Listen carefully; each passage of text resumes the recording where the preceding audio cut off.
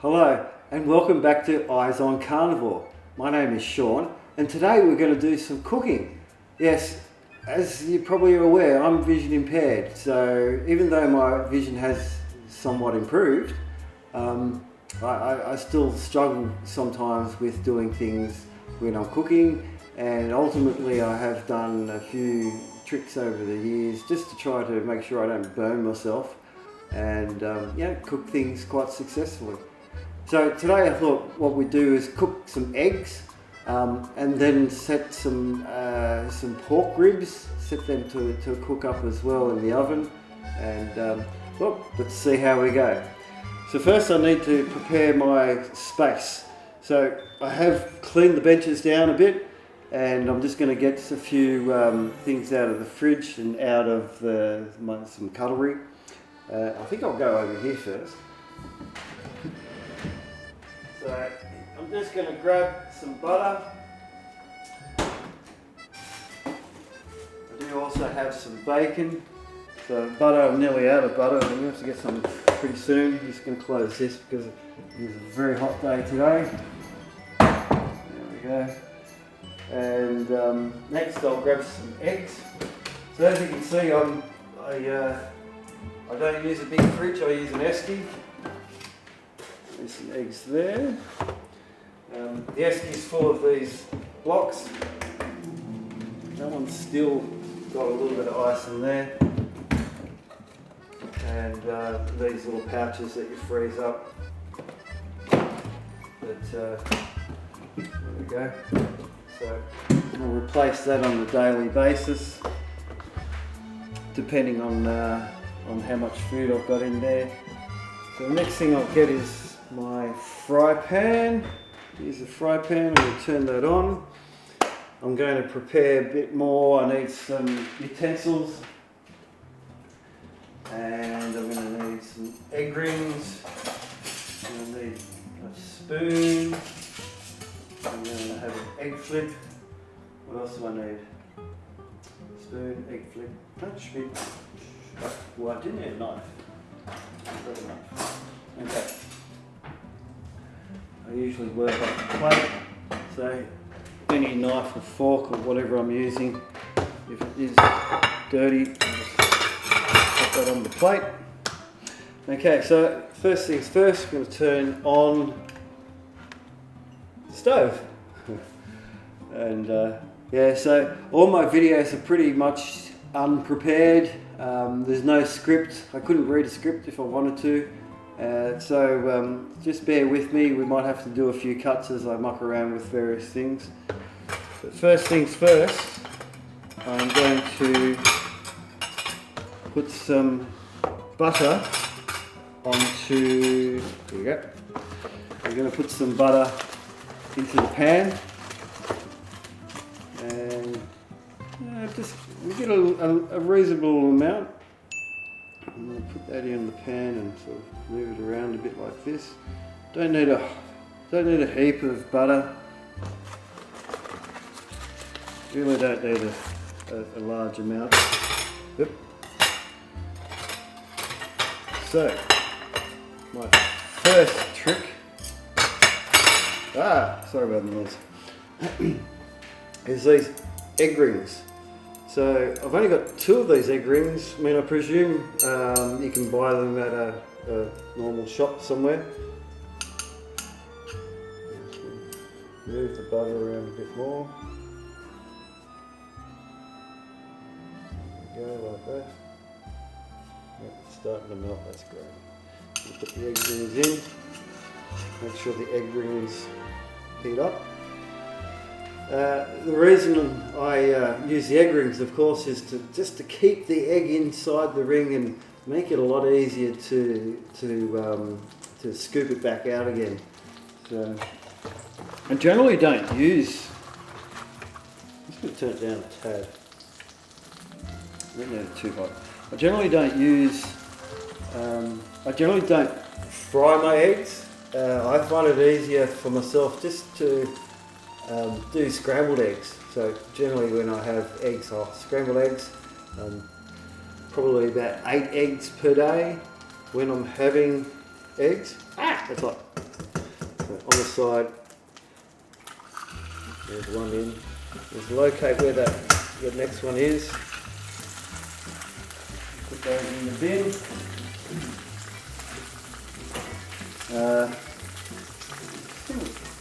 Fingers a bit.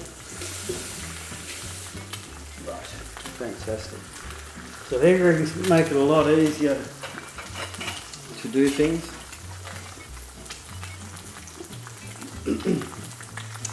So so eggs do have carbohydrates in them, between 1 and 2 grams of carbohydrates per egg.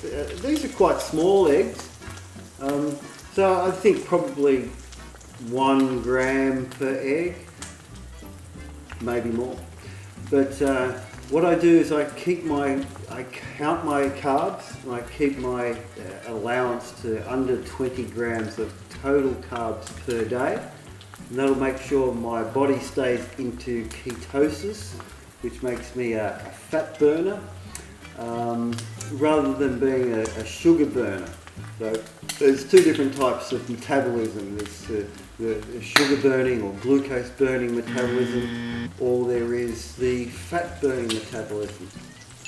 My way of thinking is that the fat burning metabolism is the primary fuel source, and that's because from the time I get up, my energy levels are always exactly the same. It's always even.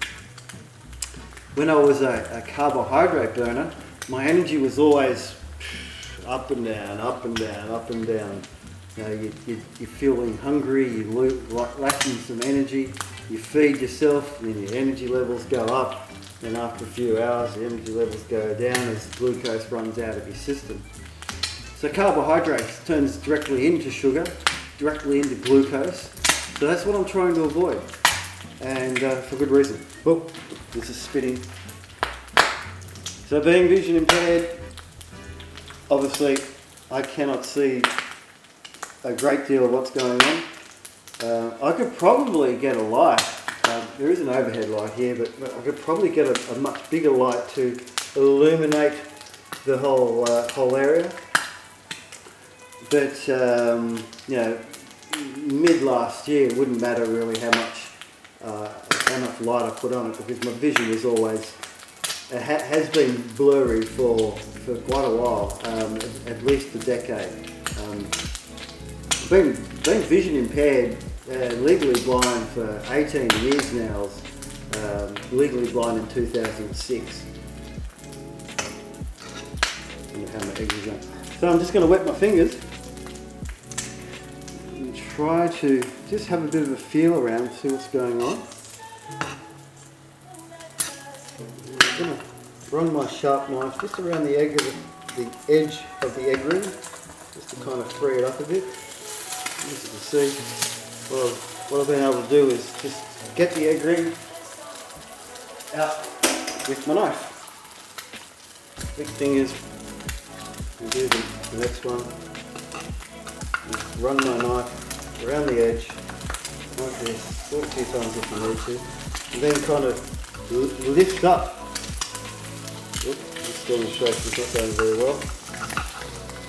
Of course, what happens is it gets stuck. So if it gets stuck, well, maybe don't worry about it too much. We'll get that egg ring off when it has finished cooking. Now, I'm just going to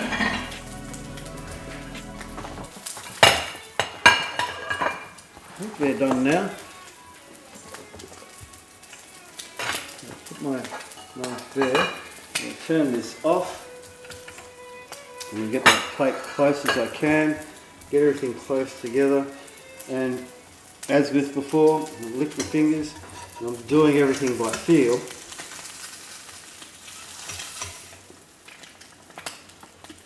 There we go, there's one egg.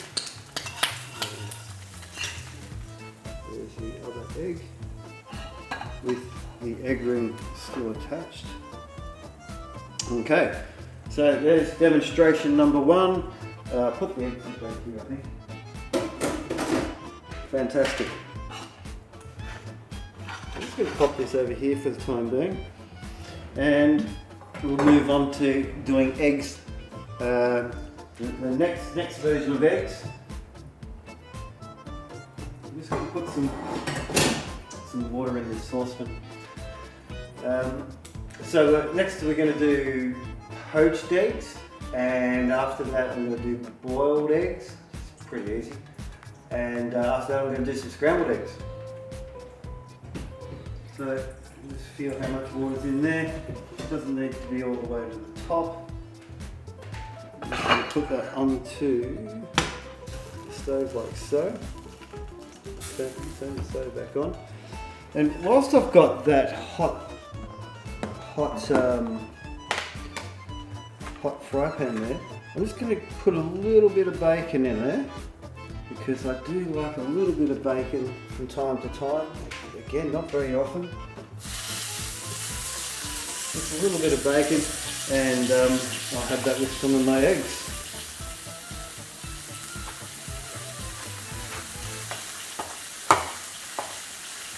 Got a rind there.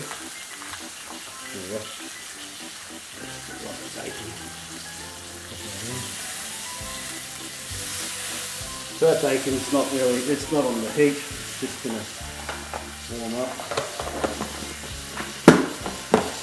Clean as I go, put things away as best I can.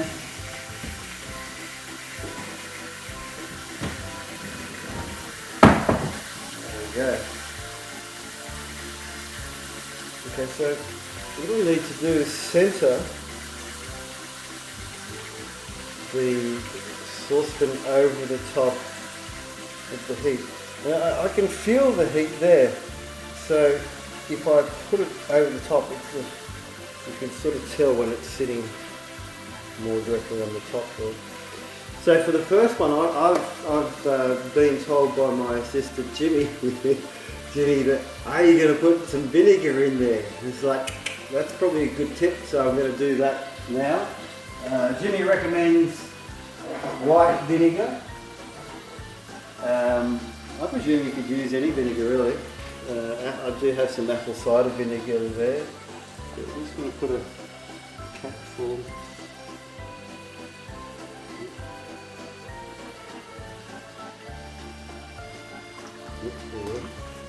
Capful of vinegar.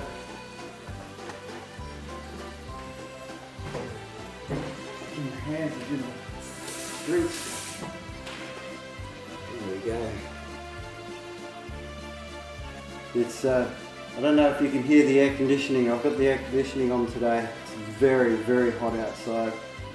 It's going to get close to 100 degrees Fahrenheit or 40 degrees Celsius today here in Australia.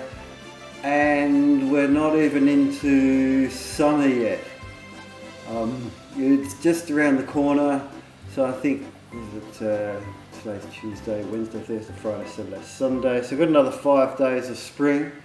And I think we are expecting a bit of rain soon, so hopefully it'll cool down. But today is an extremely hot day. My guide dog is being nice and quiet. I'll put him on his mat just over here. Hopefully he'll stay there, and he's definitely focused on what I'm doing because I'm playing with food. Okay, so Chef Jimmy's he's a bit more of an expert on poached eggs. As I mentioned before, man, I usually make scrambled eggs because it's far easier for me. The idea of mucking around with hot oil and all the rest of it, I mean hot butter and spatulas and things, it's a bit painful. But just for the demonstration, I'll show you what I do. So I can hear, it smells good.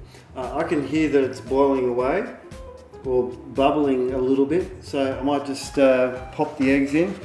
My understanding, this will take about 1 to 2 minutes, depending on the size of the egg, I presume. That one's pretty big, that one's a bit smaller.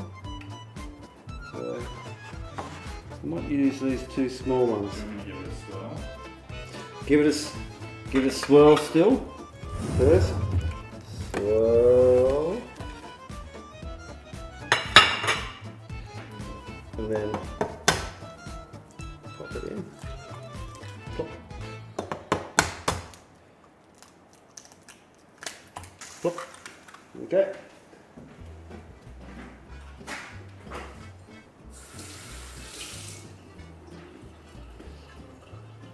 I don't always have breakfast. I'm a big advocate for daily intermittent fasting, which means that I will either have one meal or 2 meals in a day.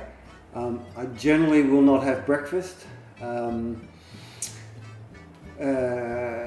Sometimes I will. It just really depends on whether I'm hungry or not. Some days I'm a little bit hungry, some days I'm not.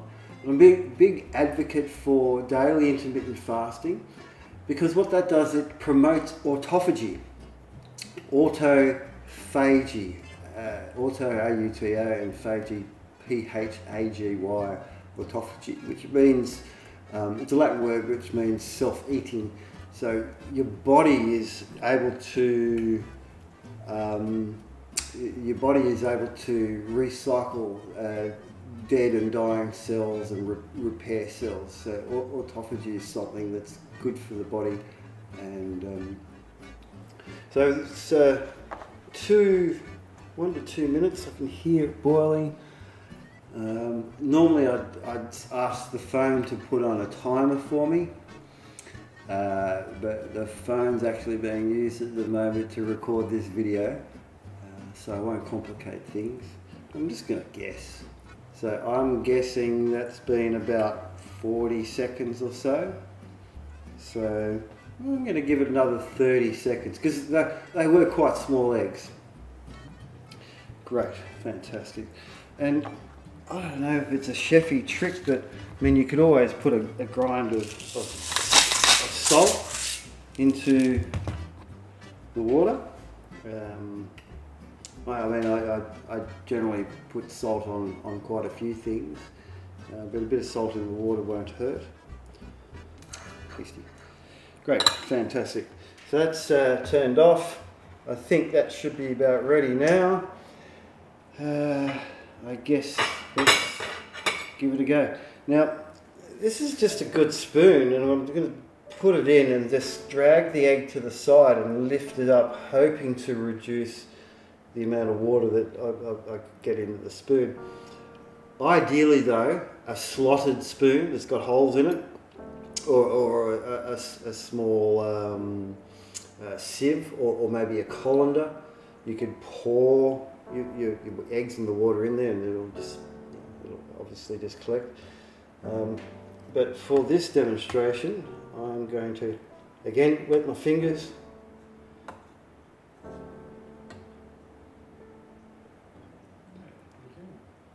Being vision impaired, I use my fingers for pretty much everything. Ah, that's hot. So you will be like a chef, a proper chef, where you use your fingers and get hot, and after a while the skin hardens up. And it's not to say that you won't get burnt at all, but it might reduce the pain. So I feel like that's drained a bit. There we go. I'm going to pop that over there. And ta-da! Now we have fried eggs and poached eggs. And thanks, Jimmy. I'm looking forward to trying the eggs with a bit of vinegar in there. So whilst I'm doing that, I'm just going to pop in another egg. Just the one egg, because that's all that's left just there. And I'm going to turn the heat back on again. And we're going to hard boil those eggs. The egg cartons I keep, and I've got a friend of a friend that collects the eggs, and I used to be a farmer, so I've had hundreds and hundreds, thousands and thousands of egg cartons at my disposal. So the idea of recycling and keeping those egg cartons for someone else to reuse I think is a good thing to do. So yeah, so the poached eggs should feel like they've got a bit of squeeziness to them. a bit of bounce. They feel pretty good. It doesn't feel like it's because if it was all hard, it's a little bit soft inside. If it was all hard, you'd feel quite a lot of resistance. But yeah, they feel nice and squishy. That's the way I want it. So 1 to 2 minutes for the poached eggs. For the hard-boiled egg, 4 to 5 minutes. Again, depending on the egg size. This one's a little bit larger than these ones. So I'm going to just go for about 4 or 5 minutes and see how we go with that. Starting to feel a bit hungry. That's okay. I'm not going to eat in front of you just at the moment. So what I do have though, it's complaining. No more complaining. Complaining about water. Okay. Settle down. Okay. Okay, yeah, my bacon feels as though it's defrosted and cooked a little bit. Fantastic. God, isn't bacon fantastic? Bacon tastes so good. So it's going to do its thing and boil away. We'll probably just fast forward through this a little bit. And okay, I think this hard-boiled egg dealio is almost done. Turn this off. And I'm going to do the same trick as I did before with the poached eggs. You just basically get the egg and drag it to the side. If I can find it. Here it is. Drag it to the side. Let it drain a bit. Let it drain a bit. And there you go. But there's another way of doing it as well. I'll put that back in there. And generally what I have is 8 eggs at once. So to get all those out with a spoon, a big spoon, small spoon is a bit of a pain. So what I'm going to do is I'm going to empty this into my sink, but I'm going to put it up against the wall of the sink, like so. That way, the eggs don't fall out, all the water comes out,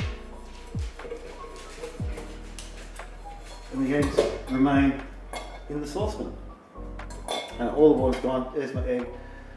Because I want to have that straight away, run some water over it. This is water through a reverse osmosis system. And I mean, the water here is not too bad. The chlorinated, fluoridated water, but I mean, I just prefer to have clean water that I know doesn't have chemicals in it. Fluoride, chlorine. You know, if it's a recycled water system, it could have anything. Really, it could have pesticides, herbicides. It could have penicillin. It could have any type of other pharmaceutical drug that may go into the water system one way or another, whether it's from someone's wee or whether it's from introduction into the filtration system itself. So it only takes a few minutes to, well, a few seconds really, to cool down. And here's my hard-boiled egg.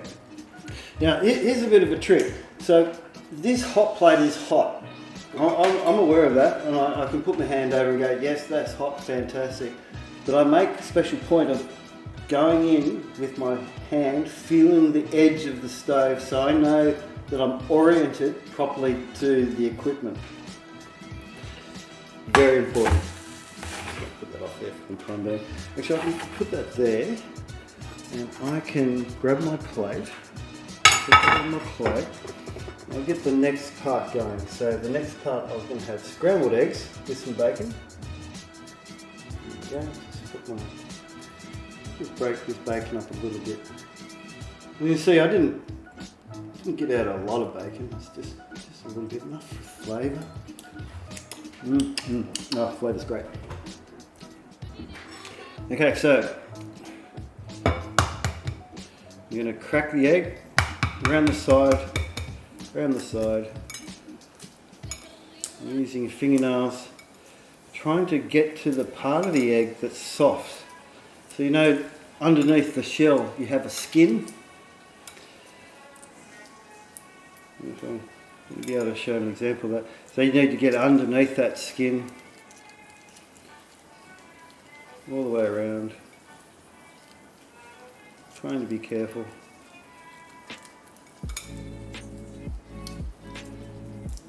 Being vision impaired, man, I cannot really see much what's going on here. I'm doing everything by feel. I know I realise I'm looking at the egg, but I don't have enough vision, enough light in this situation to see what's going on. So don't hear any rattling. That's probably a good sign. Just going to have a bit of salt. This is pink Himalayan sea salt. Reason I get that is because it's as clean a salt as you can get.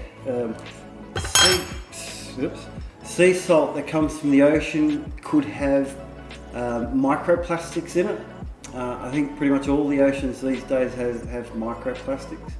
The other type of salt that I use is Celtic salt, which is not in front of me just at the moment. I'll find it in a sec.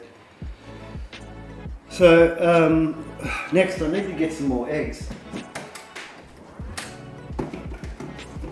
I've always got dozens and dozens of eggs ready to go. I'm going to turn this back on. I'm going to find my butter, which I'm nearly out of butter. Now my work area has gone a little bit awry. I'm looking for the knife. I don't know. I think it must be time to get another knife. Get another knife. That looks like it's cooking up pretty good. I'm going to turn that down. Scrambled eggs, you don't need to have it turned up too much. I'm going to put a bit of butter in there. A bit of butter. And I'm actually going to put this away because a hot day, it's going to melt.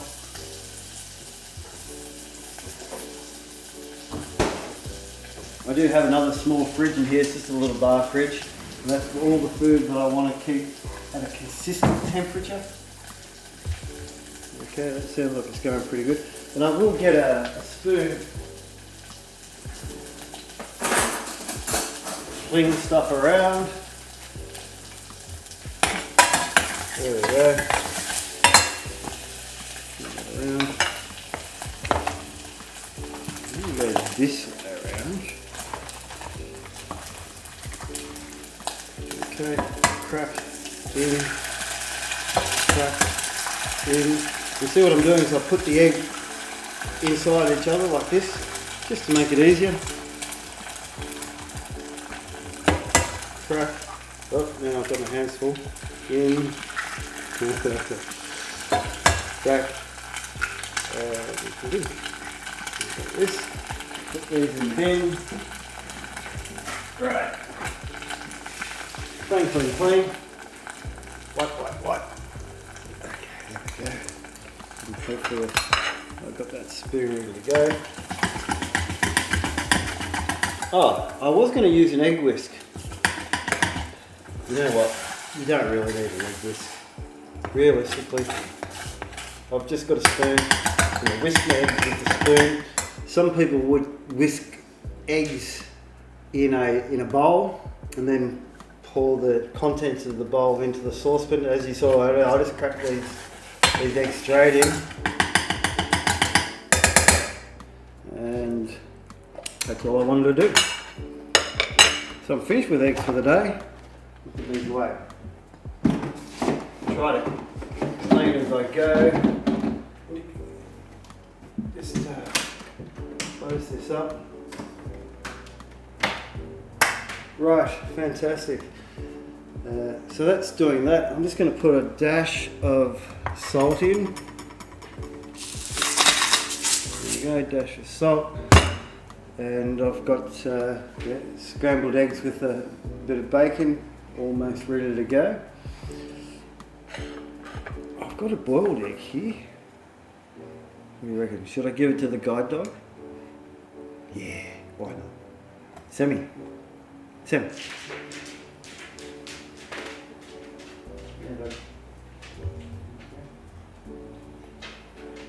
Oh yeah.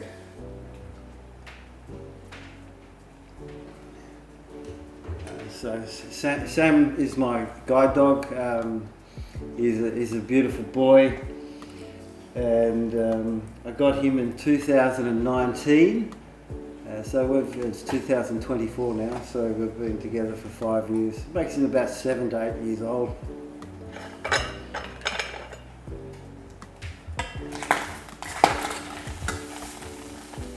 We'll turn that off. These eggs will continue to cook.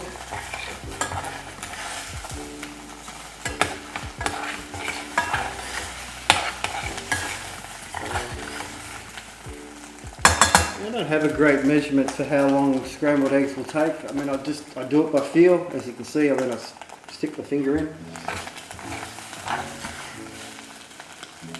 Feels pretty good to me. Take it off the heat. I'm going to empty this because it's got eggshells in it.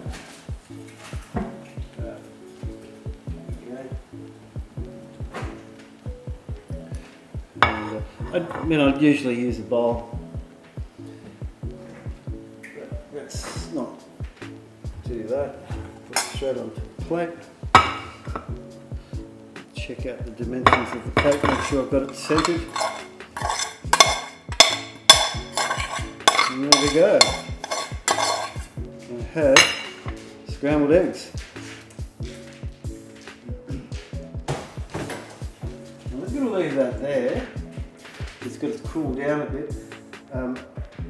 I sometimes give the dog the saucepan. It's something for him to do. It's a pleasurable thing to lick and scrape and try to get all the good bits out of there. And he's a lucky boy.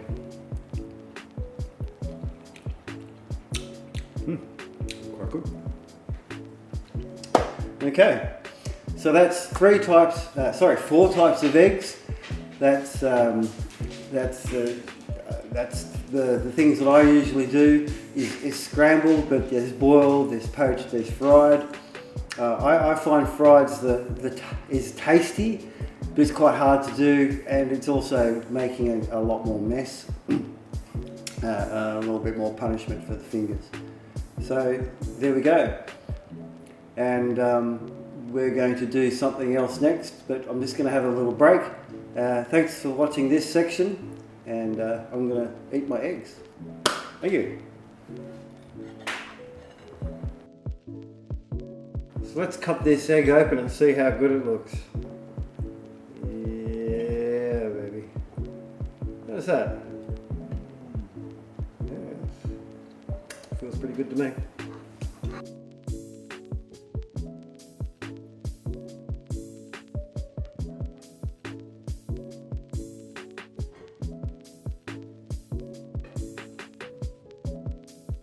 Okay, so next up I'm going to cook some pork ribs. I have a bit of a love for ribs of all type, especially beef ribs, lamb ribs, and pork ribs today. So here we go. I'm going to start by getting them out. And my guide dog is thinking he's going to play with some food. So he's probably going to be interested in that. Sammy, can I get you to get on your mat, please? On your mat. Good boy, I think. Okay, so I'm going to turn the oven on. Turn it on fairly hot. And I'm going to use this tray that I've used in the past few days or so.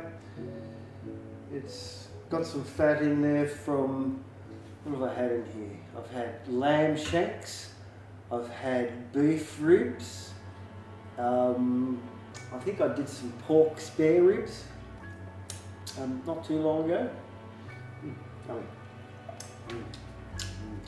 Fat.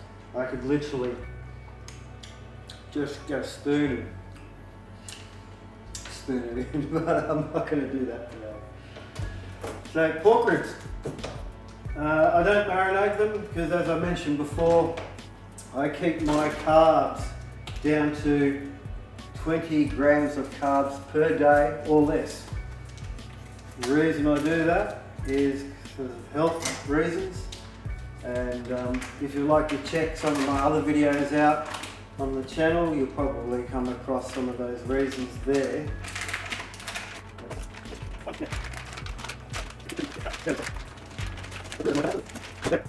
So as I mentioned before, this is pork ribs, and I'm going to slow cook them. I'm not going to put the whole thing in at once. So I'm just going to chop out, I'm going to say 2 ribs at a time. When you get to this bit, you might have to wiggle the knife around to find the corner. So 1 rib, 2 ribs, I'm just feeling that with my fingers.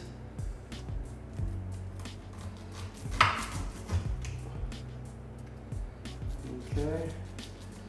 Now I do have some sharp knives. I just don't use them. There's the complication of being vision impaired and using sharp knives. I think that's enough. It's just way too easy to cut yourself with a super sharp knife. And well, it's not that I couldn't cut myself with this, but as you can see, yeah, I'm not cutting myself with this.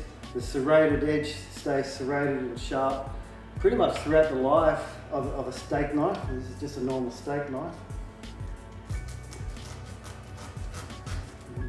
Be careful as best I can. Hands are getting a bit slippery.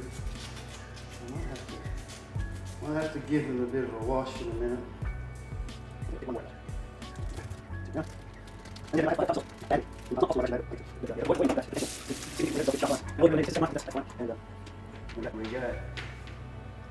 I will say though, when I'm having a rump, something, I usually put my meat, especially if it's a big lump of meat like a top side sirloin, and I actually eat off these cutting boards, and this is the sharp knife that I use. I'm not going to run my finger over this one because it is a bit more sharper than the steak knife. But I actually cook my food, and then I use this as my plate. So it's actually got a groove around the edge here to catch the liquid. I think if I had the option, I'd probably get something that was just a little bit bigger than this one and have a bit more of a deeper groove to catch, because sometimes there's that much liquid coming out that it overflows a bit. Anyhow, pop that there, put this back where I usually put it. That's there. Okay, so I've got my pork.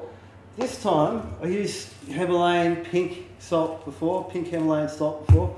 This time I'm going to use Celtic salt or Celtic salt, depending on how you prefer to pronounce that.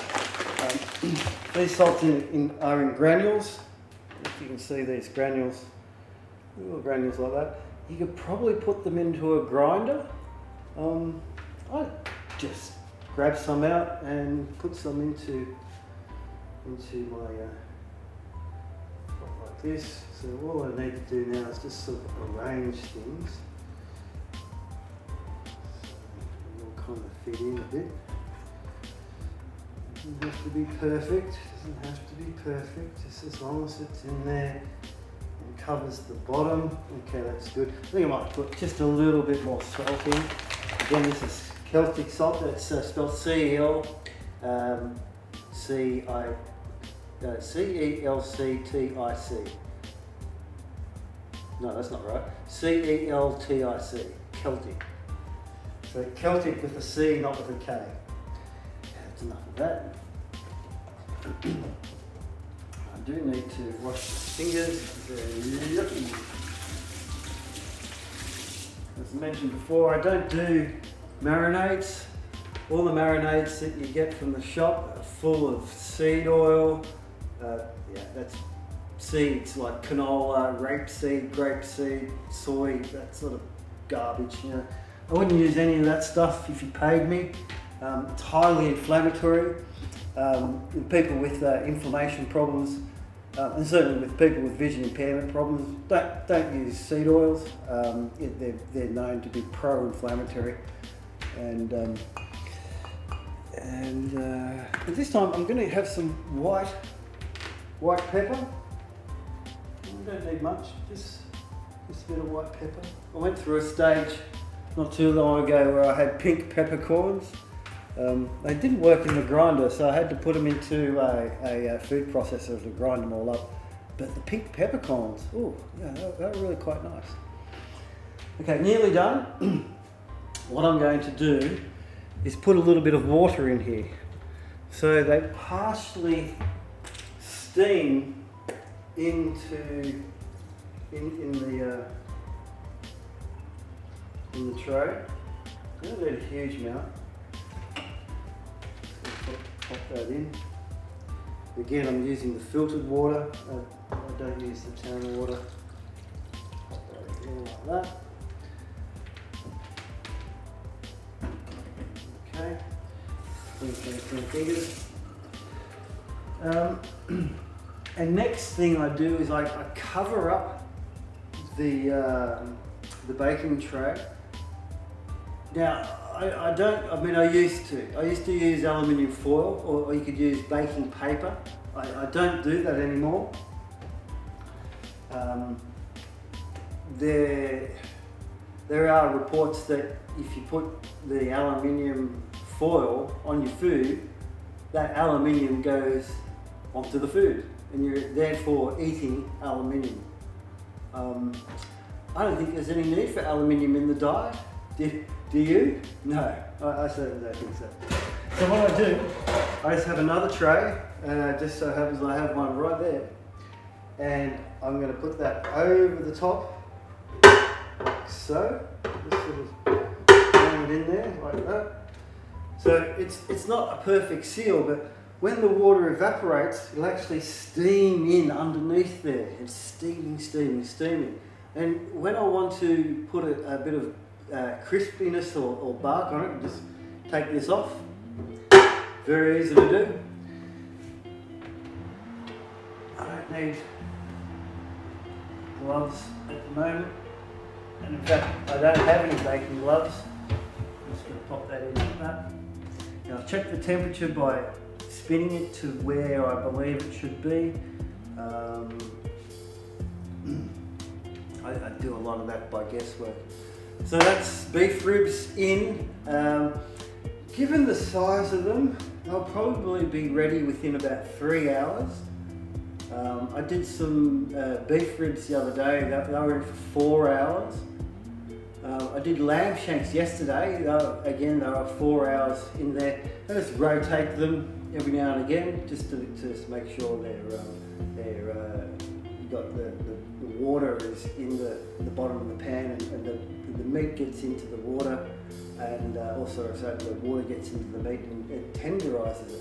I do like tender meat, and especially with the lamb shanks. I mean, lamb shanks can be terribly tough, so slow cooking them with a little bit of water is ideal. So I think we'll leave that as it is, and if we get a chance, we'll come back and have a look at the result later. Okay, it's ready and it's time to eat. Hey guys, please hit the like button, subscribe, hit the notification bell, and leave me a comment. I really like to hear from you. And for anybody that's vision impaired, please check out my other videos. I have retinitis pigmentosa, and I think you might be very, very interested in what I have to say there. Thanks very much for watching. See you in the next one.